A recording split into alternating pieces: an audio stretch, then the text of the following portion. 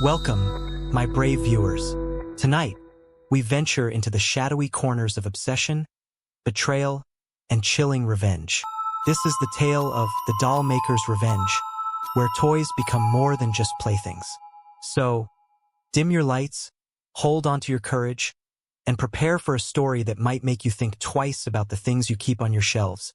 In a forgotten corner of a small, mist-shrouded town stood a workshop unlike any other.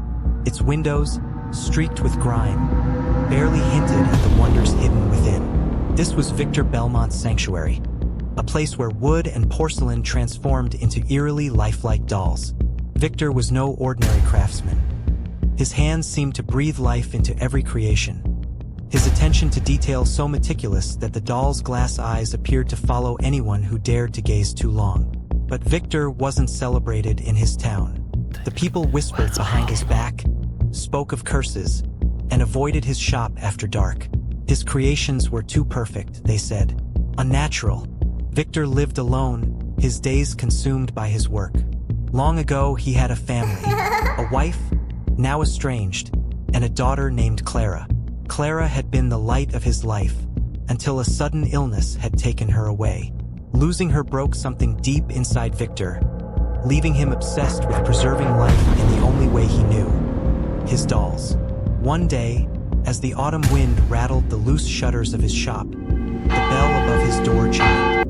In strode Martha Blake, a wealthy woman with an air of arrogance that could fill a room. Behind her trailed her young daughter, Eliza, a girl with golden curls and a pout that only wealth could buy. "I've heard of your talent, Belmont," Martha began, not bothering with pleasantries. "I want a doll for my daughter, the best you've ever made." Victor bowed his head. "Of course, madam, but my work takes time." "Time?" Martha scoffed. "Spare no effort, but I expect it in a month. And mind you, it better be perfect. None of your usual peculiarities." Her eyes scanned the dolls lining the shelves, and she wrinkled her nose. Victor's jaw tightened, but he nodded. "You'll have your doll." As the door slammed shut behind them, Victor's gaze fell on a photograph of Clara. For the first time in years, he smiled. "I'll make the perfect doll," he whispered. "For you." Victor began his work with a fervor he hadn't felt in years. The doll he crafted was his masterpiece. Delicate porcelain skin, golden hair that shimmered like Eliza's, and eyes so lifelike they seemed to hold secrets. But this doll was different. Victor wasn't just crafting a toy. He was creating something extraordinary. From an old, leather-bound book he had discovered years ago, filled with strange symbols and incantations, he performed a ritual.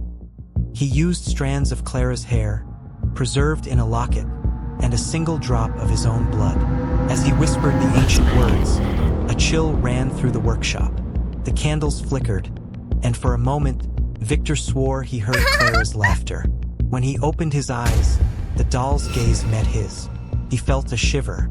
On the day Martha returned, she was pleased, for once. "It's exquisite," she declared, handing Victor an envelope stuffed with cash.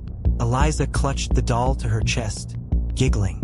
"Her name is Annabelle," Victor said softly. But as the Blakes left, he muttered under his breath, "Respect her, or she'll respect nothing." First, Eliza adored Annabelle.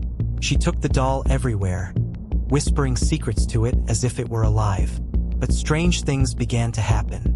The doll's eyes seemed to follow the family, its expression shifting subtly when no one was looking. At night, Eliza would wake up screaming, claiming Annabelle was moving. Martha dismissed it. "Nonsense. You're imagining things." But the staff noticed too. Items went missing, strange noises echoed through the halls, and the family dog refused to enter Eliza's room. One night, Martha awoke to a crash. She found the maid in the hallway, trembling, pointing at the doll sitting upright at the foot of the stairs. "I swear I saw it move," the maid stammered. Things escalated quickly. Eliza grew pale and withdrawn, her laughter replaced by quiet sobs. Martha tried to throw the doll away, but it always reappeared in Eliza's room. Once, she attempted to burn it in the fireplace. The flames licked at Annabelle, but the doll emerged unscathed, its glassy eyes gleaming. Terrified, Martha returned to Victor's shop. She banged on the door until he appeared, his face gaunt and hollow. "You've cursed us," she screamed.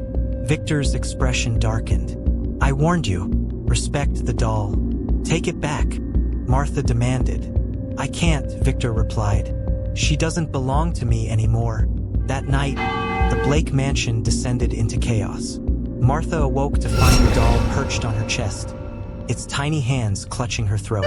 She screamed, hurling it across the room, but the damage had been done. The family fled, leaving the house behind, but Annabelle was always one step ahead, waiting for them wherever they went. Desperate, Martha set fire to the workshop, dragging Victor into the inferno with her. But as the flames consumed the building, the doll sat untouched in the ashes, a sinister smile painted on its face. To this day, they say the doll survives, passed down through antique shops and estate sales, waiting for its next owner. So, the next time you see an old doll staring at you from a shelf, remember, some toys are better left untouched. Thank you for joining me on this chilling tale. If you enjoyed it, like and subscribe for more stories that will haunt your nights. Until next time, sleep well,